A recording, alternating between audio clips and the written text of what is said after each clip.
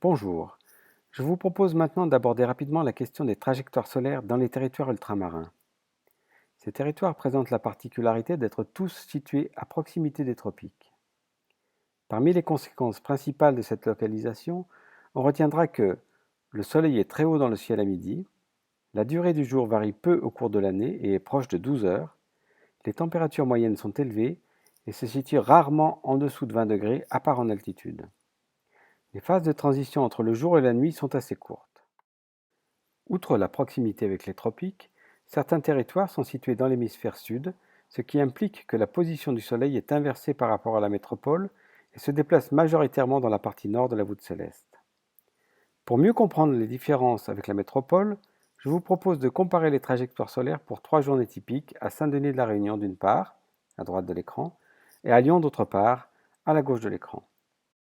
Le 21 décembre, le Soleil se lève vers 5h30 à Saint-Denis et vers 8h20 à Lyon. Il s'élève rapidement dans le ciel et monte jusqu'au zénith à Saint-Denis, alors qu'à Lyon, il se dirige vers le sud et reste bas sur l'horizon. La durée du jour est d'environ 13 heures à Saint-Denis, c'est le jour le plus long de l'année, alors qu'elle n'est guère supérieure à 8 heures à Lyon, c'est le jour le plus court. À l'équinoxe, le 21 mars et le 21 septembre, le Soleil se lève exactement à l'est dans les deux cas. À Saint-Denis, il se lève du côté nord de la voûte céleste, alors qu'à Lyon, il se déplace vers le sud et culmine à environ 45 degrés à midi.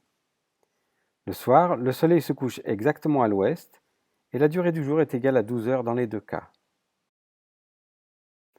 Le 21 juin, le soleil se lève du côté nord-est. À Saint-Denis, il culminera à environ 45 degrés au-dessus de l'horizon à midi, du côté nord. C'est la position la plus basse du soleil à midi. Alors qu'à Lyon, il s'élèvera jusqu'à 67 degrés environ du côté sud. C'est le point culminant à midi pour cette localisation. La durée du jour à Saint-Denis est de l'ordre de 11 heures, c'est le jour le plus court de l'année. À Lyon, la durée du jour est de plus de 15 heures, c'est le jour le plus long. Sur cet écran sont représentées schématiquement les trajectoires solaires pour d'autres territoires. Pour ceux qui sont situés dans l'hémisphère sud, le Soleil se déplace plutôt dans la partie nord de la voûte céleste. Pour la Guyane, qui est située très proche de l'équateur, le Soleil se trouve côté sud entre septembre et mars, et côté nord entre mars et septembre. Aux Antilles, qui se trouvent près du tropique du Cancer, dans l'hémisphère nord, le Soleil se déplace majoritairement dans la moitié sud de la voûte céleste.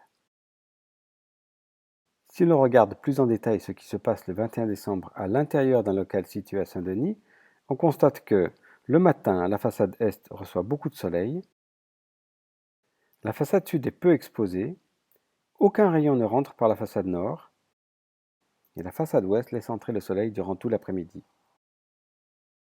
En résumé, et pour conclure cette séquence, on retiendra que les façades est et ouest reçoivent un flux solaire important et présentent donc un risque élevé par rapport à la surchauffe et à l'éblouissement.